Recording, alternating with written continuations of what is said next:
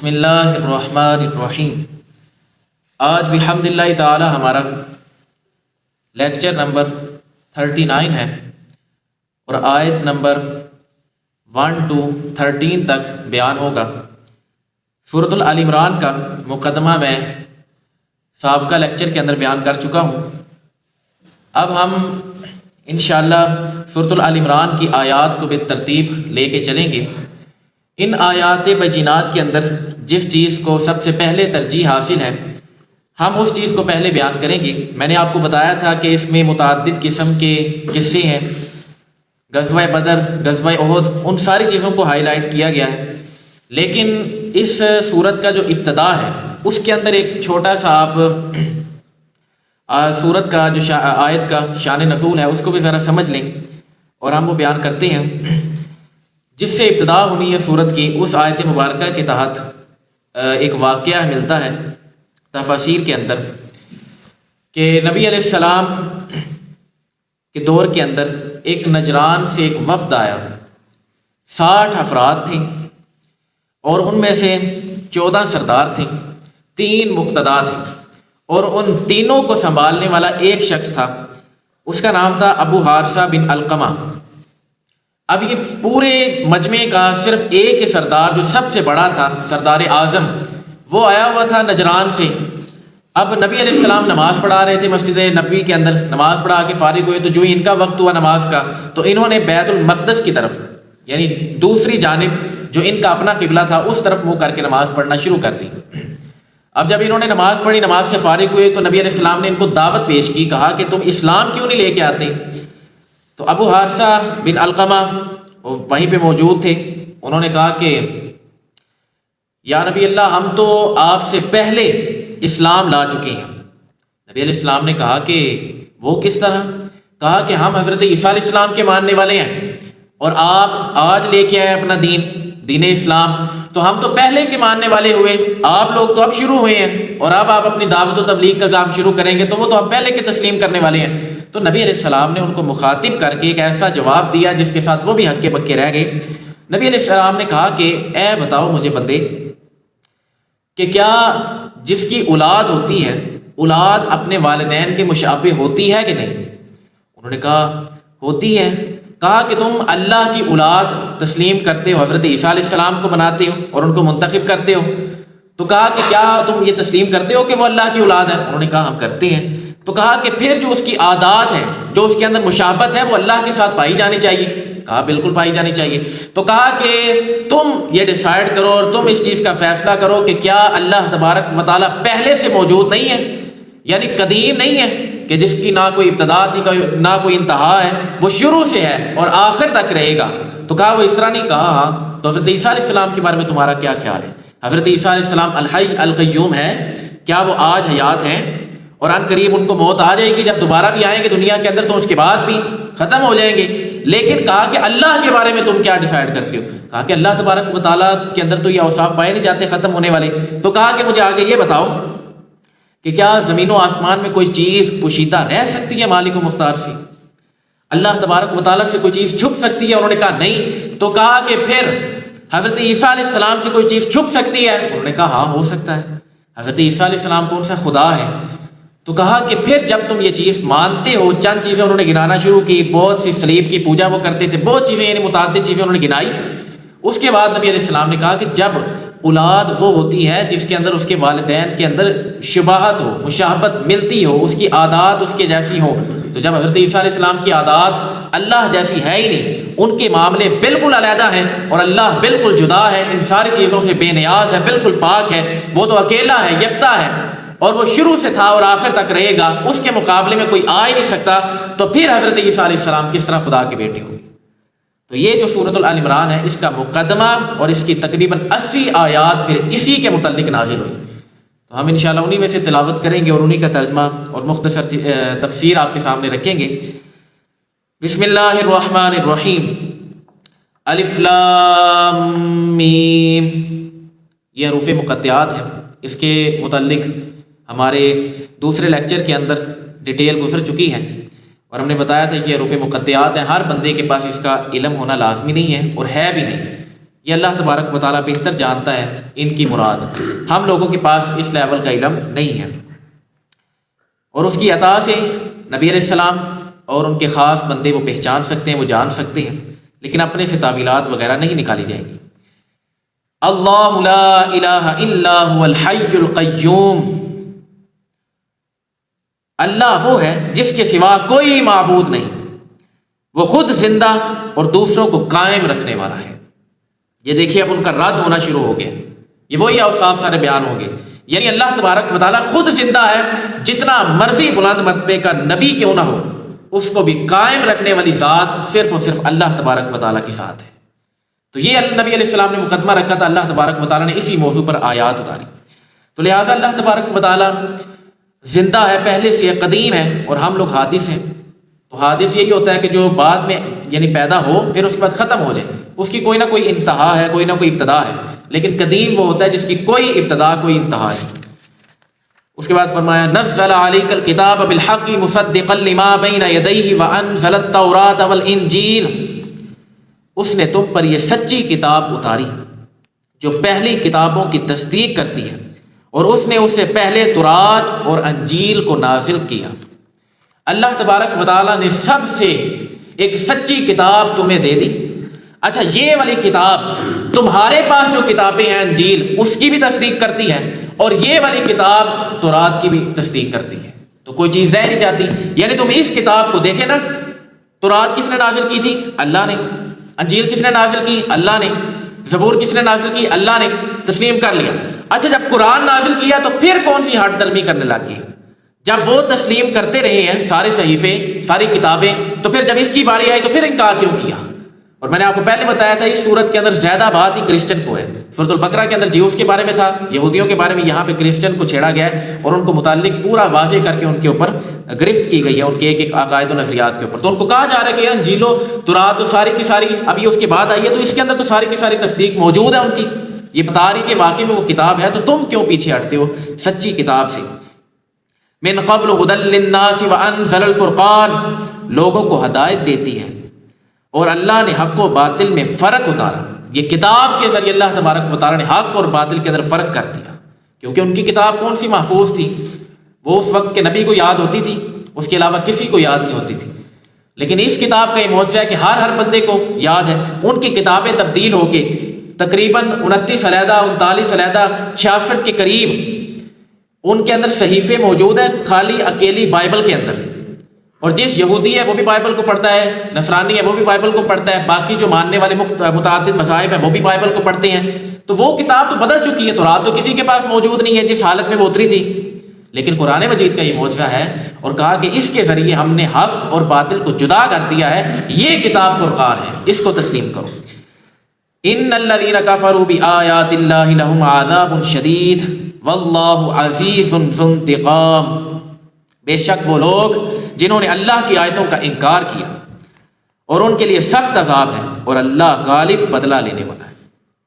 یہ دیکھیں یہاں پہ کتنی سخت بات کی اللہ تبارک و تعالیٰ نے۔ یہ جو لوگ کہتے ہیں نا کہ اللہ تبارک و تعالیٰ بخشش والا ہے، اللہ تبارک و تعالیٰ بخش دے گا، تو واقعی میں وہ آیات بھی ہیں، واللہ غفور الرحیم، واللہ غفور حلیم، ہیں آیات، لیکن ادھر دیکھیں واللہ عزیز ذو انتقام، اللہ کے پلیٹ فارم کو، اللہ تبارک و تعالیٰ کا جو منصب تھا اس کو جو بندہ چھیڑے گا اللہ تبارک و تعالیٰ اس سے بدلہ لے گا، یہ بات یاد رکھیں، اور سخت ترین بدلہ۔ تو یہ یہودی عیسائیوں نے یہی کیا تھا، انہوں نے پورا کا پورا نظام بدل دیا۔ تورات جب کتاب جو آ گئی ہے سامنے واضح جو ہو گیا، نبوت آ گئی ہے، اور وہ بتاتے رہے ہیں، ان کے علماء سب کو پتا تھا کہ یار یہ نبی علیہ السلام ہے، لیکن اس کے باوجود چند ٹکوں کی خاطر، چند پیسوں کی خاطر انہوں نے پورا کا پورا منصب ہی بھیج دیا کہ نبی علیہ السلام کے بارے میں اگر ہم نے تلقین کی تو ہماری روزی روٹی بند ہو جائے گی، ہمارے پیٹ کے اوپر لات پڑ جائے گی۔ تو اس چیز کو بھی اللہ تبارک و تعالیٰ نے ہائی لائٹ کر دیا کہ تم لوگ اپنی روزی روٹی بعد میں دیکھو، پہلے یہ دیکھو کہ اللہ تبارک و تعالیٰ سخت ترین بدلہ لینے والا ہے۔ تو تمہیں چاہیے کہ تم حق گو بنو، سچی بات کرو، اللہ کی آیتوں کا انکار نہ کرو، اس قرآن مجید کا انکار نہ کرو۔ فرمایا کہ ان اللہ لا یخفی علیہ شیء فی الارض ولا فی السماء، بے شک اللہ پر کوئی چیز پوشیدہ نہیں، نہ زمین میں اور نہ ہی آسمان میں۔ یعنی واضح بات ہے جو ہمارے دل کے اندر ہے وہ تو اللہ تبارک و تعالیٰ جانتا ہے، لیکن اللہ کا کیا ارادہ ہے وہ ہم نہیں جانتے۔ اسی کا مقدمہ سورۃ المائدہ کے اندر بھی حضرت عیسیٰ علیہ السلام کے متعلق ملتا ہے. وہ جب انشاءاللہ آئے گا ہم اس کے اوپر ڈیٹیل کے ساتھ گفتگو کریں گے کہ حضرت عیسیٰ علیہ السلام نے کہا میں تو جو میرے دل کے اندر ہے وہ تو جانتا ہے، لیکن جو تیرے چاہت ہے اس کو میں نہیں جانتا. وہ انشاءاللہ جب آئے گا ہم انشاءاللہ اس کو تفصیلی طور پہ چھیڑیں گے. لیکن زمین و آسمان کی جو حقیقی بادشاہت ہے وہ اللہ تبارک و تعالیٰ کی ہے. مجازی طور پہ کبھی کوئی بن جائے کبھی کوئی بن جائے، جس طرح مسلمانوں میں بھی حضرت ذوالقرنین رضی اللہ تعالیٰ عنہ اور اسی کے ساتھ ساتھ متعدد 4 ٹوٹل بادشاہ جنہوں نے پوری دنیا کے اندر بادشاہت کی تھی. 2 مسلمان تھے، 2 کافر تھے. حضرت سلیمان علیہ السلام، ان 2 کا نام میں نے لے لیا، جو مسلمان تھے 2 کافر تھے. انہوں نے پوری دنیا کے اندر حکومت کی اور ان کا نظام چلا. تو یہ ان کی مجازی ہے عطائی طور پہ. یعنی مثال کے طور پہ میری کوئی دکان اپنی ہے کریانے کی یا کوئی میڈیکل میرا اپنا ہے تو میں کہوں گا یار یہ دکان میری ہے. میں یہ نہیں کہہ رہا کہ اس کا خدا ہی میں بن گیا، عطائی طور پہ میں ہوں. ہاں حقیقی مالک اللہ تبارک و تعالیٰ. یہی ہمارا نظریہ اور یہی ہمارا موقف ہے اور یہی ہمارا عقیدہ ہے نبی علیہ السلام کے بارے میں بھی، کہ نبی علیہ السلام کے پاس جو علم ہے وہ اللہ کا عطا کرتا ہے، ان کے پاس ذاتی طور پہ کوئی علم نہیں ہے. یہ اللہ تبارک و تعالیٰ کی عطا ہے. تو جو نبی علیہ السلام کے علم کے اوپر گفتگو کرے تو وہ گویا نبی علیہ السلام کے اوپر بات نہیں کر رہا بلکہ اللہ تبارک و تعالیٰ کے دیے ہوئے علم کے اوپر اعتراض کر رہا ہے. لہٰذا اس کو شرم کرنی چاہیے، وہ اس طرح کے کام نہ کرے. وَالَّذِي يُصَوِّرُكُمْ فِي الْأَرْحَامِ كَيْفَ يَشَاءُ، وہی ہے جو ماؤں کے پیٹوں میں جیسی چاہتا ہے تمہاری صورت بناتا ہے. لا الہ الا هو العزیز الحکیم، اس کے سوا کوئی معبود نہیں، وہ زبردست ہے، حکمت والا ہے. اللہ تبارک و تعالیٰ نے اپنی شان کو واضح کیا کہ میں ہی ایک ہوں. یعنی حضرت عیسیٰ علیہ السلام کو تم خدا کا بیٹا مانتے ہو یا خدا مانتے ہو تو سن لو، ایک میں ہی ذات ہے، میری ہی ذات ہے جو صرف اور صرف ماں کے پیٹ کے اندر بیٹے کو صورت عطا کرنے پر قادر ہے جس طرح کی اللہ چاہے. کیف یشاء، جیسی صورت اللہ تبارک و تعالیٰ منتخب کرنا چاہے کر سکتا ہے. یہ اللہ تبارک و تعالیٰ عزت والا حکمت والا ہے. والذی انزل علیک الکتاب منہ آیات محکمات ہن ام الکتاب واخر متشابہات، وہی ہے جس نے تم پر یہ کتاب اتاری، اس کی کچھ آیتیں صاف معنی رکھتی ہیں، وہ کتاب کی اصل ہیں، اور دوسری وہ ہیں جن کے معنی میں اشتباہ ہے. یہاں پہ ٹوٹل 2 چیزوں کے بارے میں بات چیت ہوئی. ایک وہ چیز ہے جو آیات، یعنی آیات 2 طرح کی، ایک محکم ہے ایک متشابہ ہے. اچھا محکم آیت وہ بالکل اصل ہے، اس کے ساتھ بندہ شرعی حکم 2 منٹوں میں لگا سکتا ہے کہ وہ بالکل واضح ہے، احکام شرعی بھی وہیں سے ثابت ہوتے ہیں. چند آیات ہیں جو متشابہ ہیں، جن کا ظاہری معنی تو سمجھ میں آ رہا ہوتا ہے لیکن اس کے اندر جو چیز چھپی ہے وہ ہمیں نہیں محسوس ہوتی. جس طرح مثال کے طور پہ آپ سمجھ لیں کہ اللہ تبارک و تعالیٰ کا قرآن مجید کے اندر متعدد مرتبہ ذکر ہوا ہے، تو وہاں پہ یہ بھی ہے کہ ید اللہ، وجہ اللہ، یعنی اللہ کا ہاتھ، اللہ کا چہرہ. تو ہم یہاں پہ یہ مراد نہیں رہتی، یہ متشابہ آیات ہے. اللہ نے خود فرمایا متشابہ، اس کے پیچھے نہیں پڑنا کہ اللہ کا ہاتھ. ہم یہاں پہ یہ کہتے ہیں کہ اللہ کا شجان شان، جس طرح اس کا دست قدرت ہے. تو ہم یہاں پہ یہ کہتے ہیں یہ متشابہ معنی ہے. اس ڈیٹیل کو بھی سمجھنا بہت زیادہ لازمی ہے. محکم جو آیات ہیں وہ بالکل واضح ہیں اور وہ اصل ہیں، اور جو متشابہ ہیں وہ اس طرح کے، جس طرح وجہ اللہ، اللہ کا چہرہ، تو اللہ کے لیے چہرہ منتخب کر لینا، ایک جہت منتخب کر لینا، یہ تو کفری عقیدہ ہے اور یہ کفری نظریہ ہے. تو لہٰذا ہم یہاں پہ یہ کہتے ہیں کہ یہ متشابہ آیات ہیں. ان کا ظاہری معنی مراد لوگے تو پھر گمراہ بھی ہو سکتے ہو، بددین بھی ہو سکتے ہو، کفر تک پہنچ سکتے ہو. تو یہاں پہ یہ ضروری ہے کہ ہم یہاں پہ پھر اس کا جو اصلی معنی ہے اس کی طرف جائیں گے، اور جو اس کا بنانا مقصود ہے اس کی طرف جائیں، نہ کہ اپنی طرف سے وہاں پہ 2 منٹ میں ترجمہ کر دیں. اور اگر کوئی کہے گا بھی ید اللہ، اللہ کا ہاتھ، تو اس سے مراد یہی ہوگا کہ اللہ کا دست قدرت، اس کی شیان شان. یہ بات یاد رکھیے گا. اس کی تفصیل میں نے نہیں کی، نہ کسی نے کی ہے، بلکہ اللہ نے خود فرما دیا فَأَمَّا الَّذِينَ فِي قُلُوبِهِمْ زَيْغٌ فَيَتَّبِعُونَ مَا تَشَابَهَ مِنْهُ ابْتِغَاءَ الْفِتْنَةِ وَابْتِغَاءَ تَأْوِيلِهِ، تو وہ لوگ جن کے دلوں میں ٹیڑھا پن ہے. اللہ نے دیکھو یہ والے الفاظ استعمال کیے ہیں، یہ متشابہ آیات کے جو پیچھے جاتے ہیں. ٹیڑھا پن ہے، وہ لوگوں میں فتنہ پھیلانے کی غرض سے اور ان آیات کا غلط معنی تلاش کرنے کے لیے ان متشابہ آیتوں کے پیچھے پڑے رہتے ہیں. یعنی متشابہ آیت، یعنی مثال کے طور پر قرآن کے اندر آیا ید اللہ، اللہ کا ہاتھ. اب یہ متشابہ آیت ہے، تو یہاں پہ ہمیں چاہیے تھا کہ ہم اس کا ترجمہ اس حساب سے کریں جو اللہ کی شیان شان ہے. اللہ کے لیے اگر ہم ہاتھ منتخب کر دیں گے تو اللہ تبارک و تعالیٰ لہٰذا کسی چیز کو پکڑتا بھی ہے. تو یہ چیز ایک ممکنات میں سے نہیں ہے اور ظاہری طور پہ یہ عقائد کے بالکل خلاف ہے. تو یہاں پہ ہم یہی کہیں گے کہ اللہ تبارک و تعالیٰ نے خود کہا ہے کہ جو اس طرح کی آیتوں کے پیچھے پڑے اور پھر اس سے غلط ترجمہ نکال کے، غلط تفصیل نکال کے لوگوں کے سامنے رکھنا چاہے، تو اس کے دل کے اندر ٹیڑھا پن ہے. یہ اللہ تبارک و تعالیٰ نے کہا ہے۔ اور اس کے بعد فرمایا وَمَا يَعْلَمُ تَأْوِيلَهُ إِلَّا اللَّهُ، حالانکہ ان کا صحیح مطلب اللہ ہی کو معلوم ہے، یعنی کچھ ایسی متشابہ آیات ہیں کہ جن کا صحیح مفہوم، صحیح معنی صرف و صرف اللہ تبارک و تعالیٰ ہی کو معلوم ہے، ان کے علاوہ نہیں۔ وَالرَّاسِخُونَ فِي الْعِلْمِ، اور پختہ علم والے کہتے ہیں یقولون آمنا بہ، ہم اس پر ایمان لائے، کل من عند ربنا، یہ سب ہمارے رب کی طرف سے ہے، وما یذکر الا اولو الالباب، اور عقل والے ہی نصیحت مانتے ہیں۔ تو لہٰذا اس چیز کے اندر دیکھا جائے کہ جو راسخ پختہ علم والے، اس کے اندر عبداللہ ابن عباس کا قول ملتا ہے، وہ خود کہتے ہیں کہ الحمدللہ میں راسخ فی العلم، یعنی مجھے علم کے متعلق پختہ علم ہے۔ تو لہٰذا اس طرح کے جو افراد ہیں وہ پھر ان آیات کے اندر تطبیق نکالیں گے اور ان کو وضاحت کے ساتھ بیان کریں گے، ہر بندہ نہیں۔ تو لہٰذا عقل والے ہی نصیحت مانتے ہیں۔ باقی تو یہاں پہ یہ بھی اعتراض کر دیں گے، کہیں گے یار یہ عجیب سی بات ہے کہ متشابہ آیات بھی آ گیا، ان کے پیچھے پڑھنا بھی نہیں۔ تو کہا کہ عقل صرف اور صرف نصیحت والوں کے لیے، یہ بات یاد رکھیے گا۔ ربنا لا تزغ قلوبنا بعد اذ هديتنا وهب لنا من لدنك رحمة انك انت الوهاب، اے ہمارے رب تو نے ہمیں ہدایت عطا فرمائی اور اس کے بعد ہمارے دلوں کو ٹیڑھا نہ کر اور ہمیں اپنے پاس سے رحمت عطا فرما، بے شک تو بڑا عطا فرمانے والا ہے۔ اب یہاں پہ دعا کی اور یہاں پہ یہ چیز کی، اس کے اوپر ایک بخاری شریف کی بڑی خوبصورت حدیث ہے کہ نبی علیہ السلام نے ارشاد فرمایا انما الاعمال بالخواتم، بے شک اعمال کا دار و مدار خاتمے پر ہے۔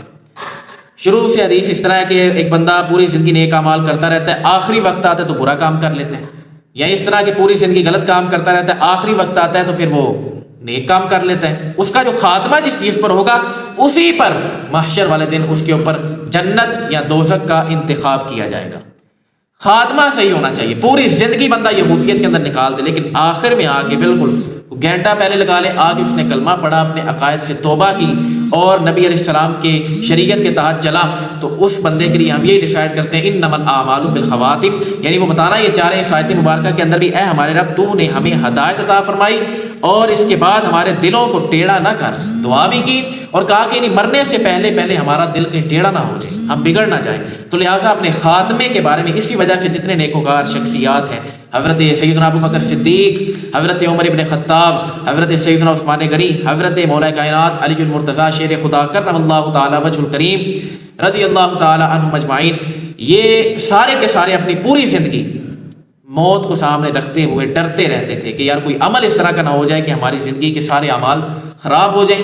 وہ اتنی اعلیٰ شخصیات ڈرتی رہتی تھی، تو ہمیں چاہیے کہ ہم بھی اللہ کے حضور دعا وغیرہ کرتے رہیں، استغفار وغیرہ کرتے رہیں۔ ربنا انک جامع الناس لیوم لا ریب فیہ ان اللہ لا یخلف المیعاد، اے ہمارے رب بے شک تو سب لوگوں کو اس دن جمع کرنے والا ہے جس میں کوئی شبہ نہیں، بے شک اللہ وعدہ خلافی نہیں کرتا۔ اللہ تبارک و تعالیٰ نے محشر والے دن سب کو اکٹھا کرنا ہے، اس کے بارے میں اللہ نے خود فرما دیا۔ اب اللہ نے وعدہ کر لیا ہے تو اللہ تبارک و تعالیٰ وعدہ خلافی نہیں کرتا، اور جو بندہ جھوٹے وعدے کی نعوذ باللہ اللہ کی طرف نسبت کرے تو وہ بندہ اسی وقت دائرہ اسلام سے خارج ہو جائے گا، کیونکہ اس نے اللہ کی طرف جھوٹ بولنے کو اطلاق کیا ہے، جبکہ اللہ تبارک و تعالیٰ ان ساری چیزوں سے بے نیاز ہے۔ ان الذین کفروا لن تغنی عنہم اموالہم ولا اولادہم من اللہ شیئا واولئک هم وقود النار، بے شک کافروں کے مال اور ان کی اولاد اللہ کے عذاب سے انہیں کچھ بھی بچا نہ سکیں گے اور وہی دوزخ کا ایندھن ہے۔ اب یہاں پہ بات یاد رکھیے گا، کل قیامت والے دن کافروں کے لیے نہ اس کی اولاد کسی کام آئے گی، کوئی کسی کھاتے میں نہیں، یعنی دنیا کے اندر پیچھے نہیں تھی تو انہوں نے گناہ ہی کرنا تھا۔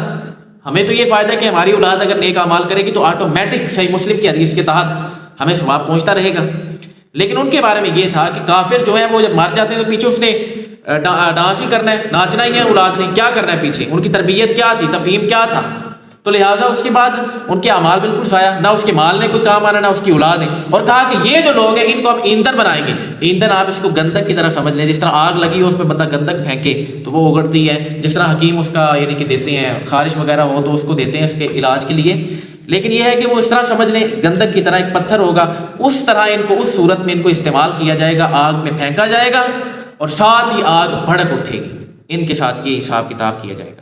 كدأب آل فرعون والذین من قبلهم كذبوا بآیاتنا فأخذهم اللہ بذنوبهم واللہ شدید العقاب، جیسا فرعون کے ماننے والوں اب مثالیں اللہ تبارک و تعالیٰ نے واضح کی کہ جیسا وہ تھے نا فرعون کے ماننے والے اور ان سے پہلے لوگوں کا طریقہ تھا، انہوں نے ہماری آیتوں کو جھٹلایا تو اللہ نے ان کے گناہوں پر انہیں پکڑ لیا اور اللہ کا عذاب بڑا سخت ہے۔ تو لہٰذا اللہ تبارک و تعالیٰ کے عذاب سے بخشش کی طلب کرنی چاہیے کہ وہ مثالیں دی اللہ تبارک و تعالیٰ نے، جس طرح فرعون اور ان کی جو قوم تھی وہ ساری کی ساری یہاں پہ مخاطب کی۔